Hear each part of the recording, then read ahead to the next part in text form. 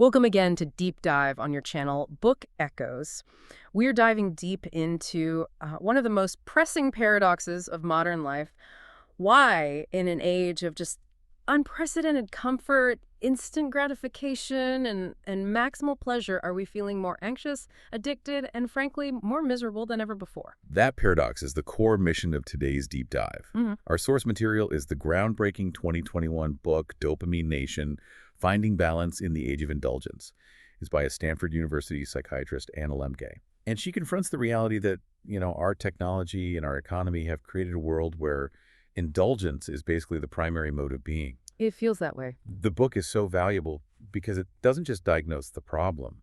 It offers a tangible, a neuroscientifically grounded solution. It's like the ultimate roadmap for navigating a world that is, it's essentially engineered to keep us hooked.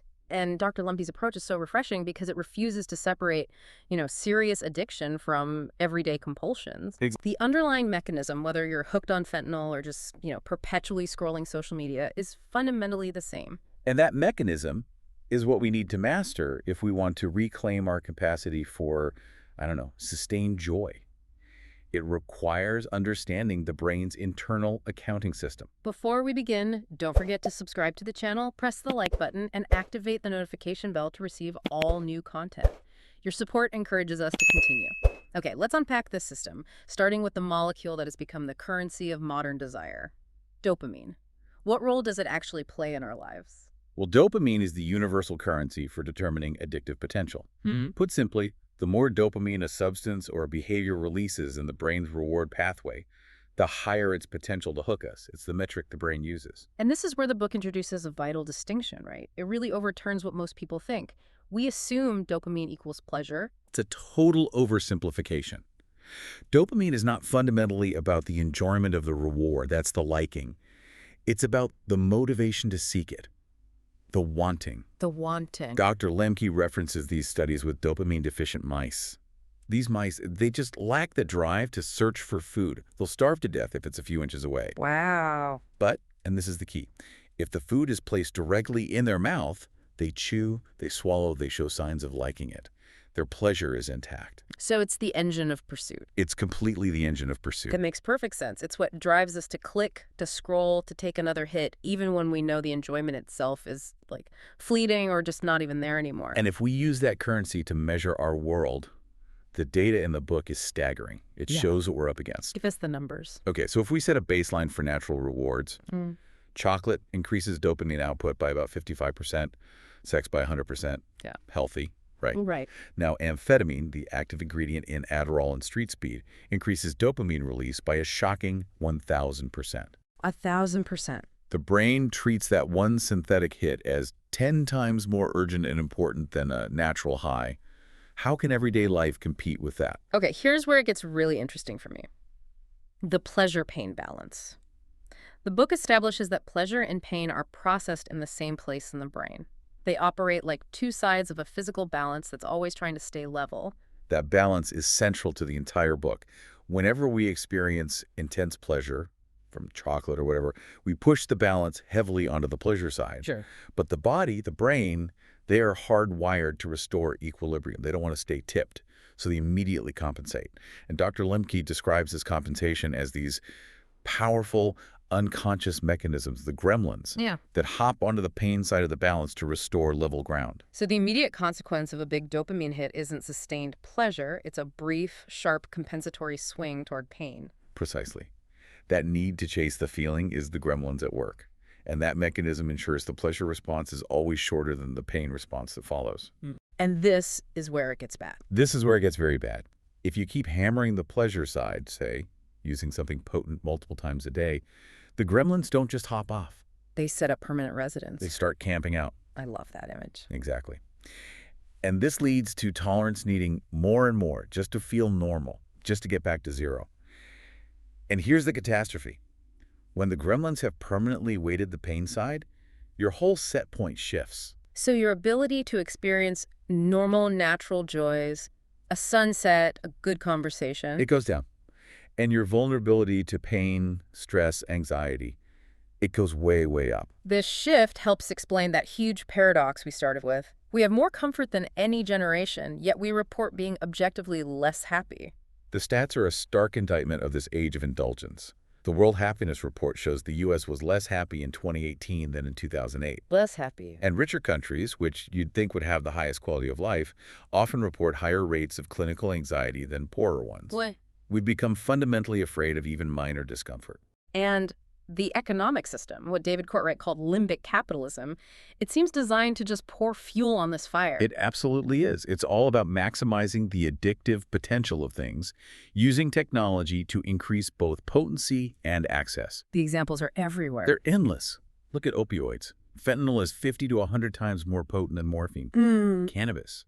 Today's pot is 5 to 10 times stronger than what you'd get in the 60s. Everything is concentrated, purified, and delivered immediately. To really drive this home, the book uses this powerful and honestly pretty bizarre case study of Jacob, a Silicon Valley scientist. Oh, Jacob's story is a perfect illustration of this escalating addiction. He started with, isolated behavior, but eventually his compulsion led him to create a homemade masturbation machine. A machine! Using a record player and a metal coil, all to maintain a free orgasm state for hours, extending the pleasure way beyond what was naturally possible. That analog setup required so much effort. And then the internet arrived. And just removed all the fiction. When the internet hit around 1995, Jacob's secret life just exploded. He went from physical objects to endless online porn, chat rooms. And it kept escalating. It culminated in him using a 10NS unit, a medical device, for remote electrical stimulation, letting strangers online control it. The internet didn't just provide content. It offered radical new behaviors he never would have conceived of on his own. The ultimate motivator for this kind of thing, whether it's Jacob or the author's own compulsive reading, is this pervasive urge to just escape the present moment. And that brings us back to pain. Dr. Lembke argues that by over-sanitizing childhood, by removing struggle, we've inadvertently created a generation that is profoundly fearful of adversity.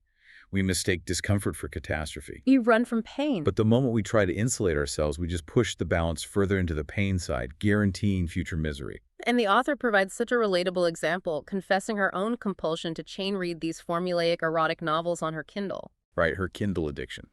Despite having a great life, she was retreating into this predictable fantasy world, reading instead of sleeping or talking to her family. That's so insidious. And it required this flash of self-awareness reading about some ridiculous plot device at 2 in the morning for her to see the compulsive, harmful nature of her own habit.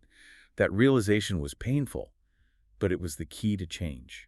Okay, so if this endless pursuit of pleasure just leads to pain, how do we actively reset the balance? The book moves from diagnosis to solution, and it starts with the hard reset, abstinence. Abstinence is the non-negotiable first step. The book calls it a dopamine fast. The recommendation is a minimum of 4 weeks to let that reward pathway truly reset. You have to endure the pain first. You have to endure the deficit, yes. You have to wait for the gremlins to pack up and go home. And the scientific payoff is remarkable, like that study on heavy drinkers who also had clinical depression. Oh, it's incredible. After just 1 month of not drinking, 80% of them no longer met the criteria for clinical depression. No other treatment needed. The drinking itself was causing the pain. That's the clarifying insight you can only get from abstinence. The patient Delilah, for instance, used cannabis daily, convinced it was the only thing preventing her anxiety. And after a month off, her anxiety was gone. She realized that cannabis was the fuel, not the cure. So once the pathway is reset, willpower alone isn't enough. We need to implement what the book calls self-binding.